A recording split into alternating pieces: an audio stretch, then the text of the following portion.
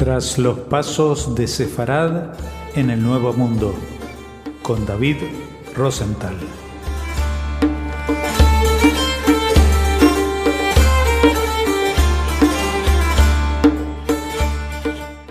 Hola oyentes de Radio Sefarad, es un gusto volver a contar con David Rosenthal para hablarnos de los pasos de Sefarad en el Nuevo Mundo. ¿Qué tal, David? Hola Jorge, muy bien, gracias. Un saludo a todas las gentes que escuchan nuestro programa. Bueno, ya habréis oído los que seguís nuestro programa, que hemos hablado de la salida de España y de Portugal, de los primeros pasos que se dieron en Brasil por los holandeses, luego que se tuvieron que ir muchos de ellos a Curazao, luego a Nueva Ámsterdam, luego los primeros que llegaron a lo que ya era Nueva York como colonia americana, y entre ellos pues volvemos al norte del continente para hablar de un personaje realmente sorprendente, Haim Solomon o Salomón, que era un judío sefardí, pero que venía de Polonia. Todo un personaje, y también su implicación en la Revolución Americana, en la independencia americana, a la que subsidió con préstamos millonarios que luego no le devolvieron y murió en la pobreza. Pero de todo esto ahora nos vas a hablar tú, David. Muchas gracias y empieza cuando quieras. Haim Salomón fue un personaje bastante relevante y un poco desconocido, incluso en Estados Unidos, a pesar que hay memoriales en su nombre. Nace en 1740 y muere en 1785. En realidad muere bastante joven, a menos de 45 años. Se dedicó a los negocios y si bien su familia era sefardí, habían sido expulsados de España en 1492, como ya hemos hablado tanto de esta expulsión y la consecuencia de la diáspora gigantesca que propone. Y este personaje, Salomón o Solomon, se dedica a los negocios. Entonces se puede decir que era un corredor financiero, un agente financiero, simplemente un financista o un hombre de negocios. También como una figura de un prebanquero, ¿no? De esa banca un poco primitiva que luego da paso a grandísimas fortunas. Salomón llegó a ser un hombre muy importante, pues es quien financia directamente al general Washington y también a otros padres fundadores de los Estados Unidos de América. Pues ayuda a convertir préstamos franceses en efectivo por medio de las letras de cambio que eran muy famosas también entre los sefarditas que vivían en España, luego en Turquía, en Portugal, en Holanda y luego ahora en América. Y trabajó de la mano de Robert Morris, que era el superintendente de toda la parte financiera de la campaña. Entonces, este hombre, Salomón, es vital para los Estados Unidos. Era totalmente judío, de familia, de padres, de abuelos sefardíes, pero a pesar de eso, nace en Leszno o en Lisa, que es en Polonia, pero sin embargo, haber nacido en Polonia no significó que hablara Yiddish, pues hablaba seguramente ladino o castellano antiguo. Sí hablaba alemán y eso le serviría para salvar su vida posteriormente. Cuando Salomón deja Polonia, pasa durante un tiempo por Europa occidental y allí es donde aprende finanzas, ¿no?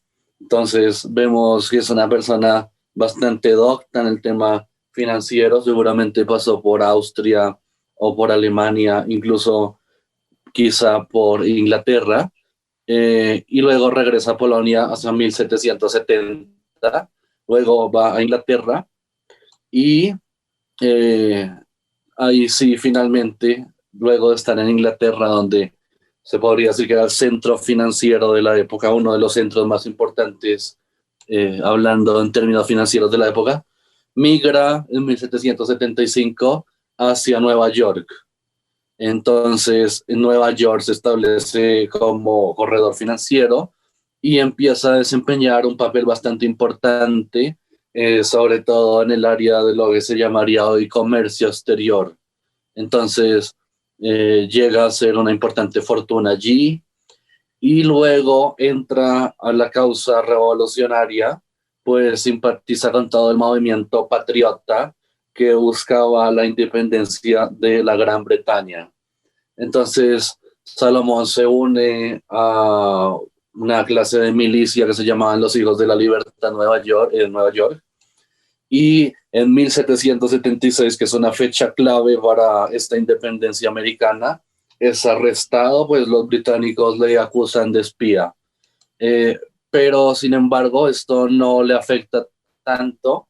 Acá le va a servir que hablaba alemán a la perfección, pues lo ponen más de un año, exactamente 18 meses lo ponen en un barco británico, donde habían soldados de Hesse, estas tropas del Principado de Hesse-Kassel, que el príncipe alemán alquilaba una clase de mercenarios, pero eran en este caso eran unas tropas propias alemanas que fueron empleadas de forma muy importante por los ingleses en su lucha o en la intención, en la campaña en contra de esos revolucionarios también ingleses, pero ahora americanos. Entonces, bueno, vemos también que Salomón es bastante proactivo en la campaña libertadora de Washington y de todos los otros nombres que hacen parte de esto, y ayuda a escapar a algunos prisioneros. También en su estadía durante todo ese tiempo en este barco británico con los hessianos, intenta convencerlos de abandonar esa causa. En 1778, a causa de todo eso, ahí es vuelto a arrestar y ahora sí es condenado a muerte. Sin embargo, logra escapar y se dirige a Filadelfia, o sea, su lugar de vida es Filadelfia. Entonces, en 1776, Salomón era asesor en economía y colaborador ya principal para los asuntos económicos de la campaña de Washington, que recordemos fue el primer presidente de Estados Unidos y además el comandante en jefe del ejército continental de los nuevos Estados Unidos de América. En 1777 hay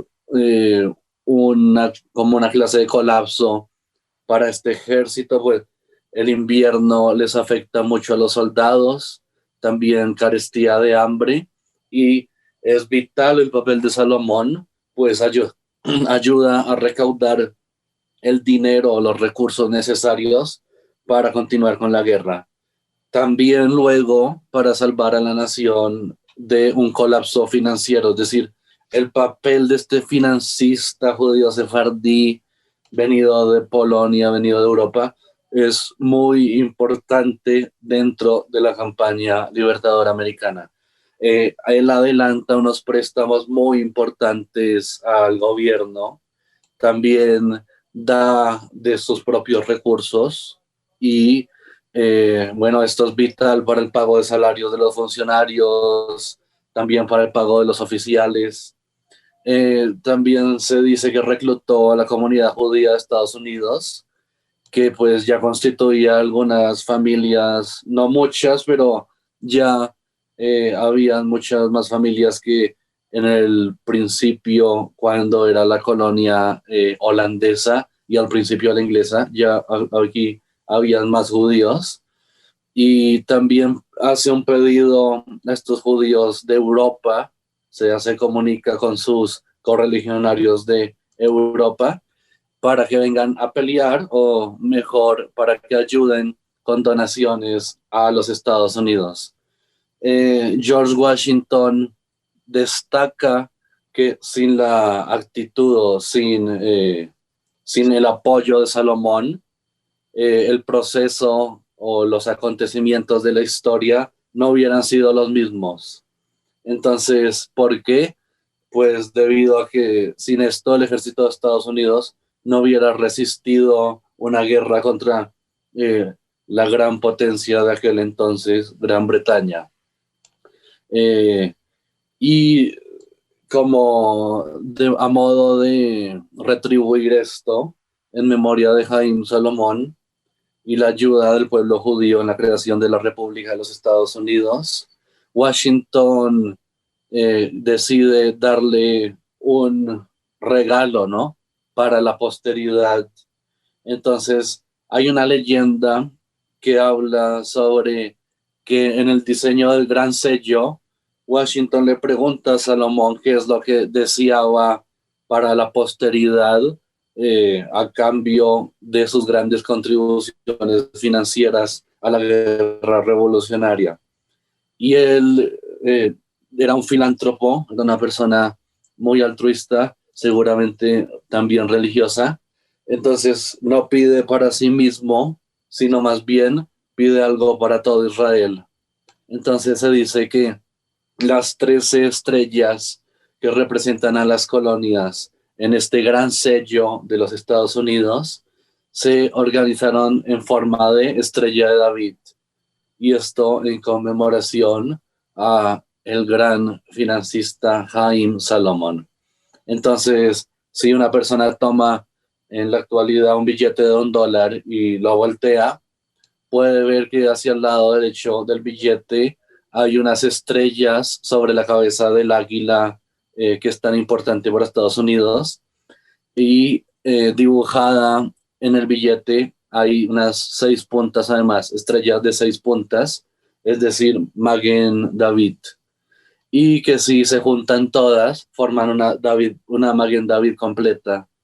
Entonces, también Washington dice de este gran hombre que el pueblo americano jamás olvidaría la ayuda que aportaron los hijos del pueblo judío, refiriéndose en esa actitud a Salomón en los más importantes momentos de la creación de los Estados Unidos de América. En su homenaje también hay unos memoriales en bastantes calles de los Estados Unidos. Hay plazas y monumentos en su nombre, y también hay libros que se han hecho de él. Uno se llama Hijo de la Libertad. También hay hasta películas de Hollywood. Lastimosamente muere joven y en la pobreza, pues, de todos esos préstamos que llegaron a ser incluso unos 10 o más millones de dólares de esta época, de aquel entonces unos más de $650,000 para toda la campaña de Washington. O sea, una fortuna fue lo que dedicó a la campaña. Muere sin un centavo, al parecer. También hay un obituario que se guarda de forma histórica en el Independent Gazetteer y dice que el jueves pasado expiró después de una enfermedad prolongada el señor Haim Salomón, un eminente corredor de esta ciudad. Era nativo de Polonia y de la nación hebrea.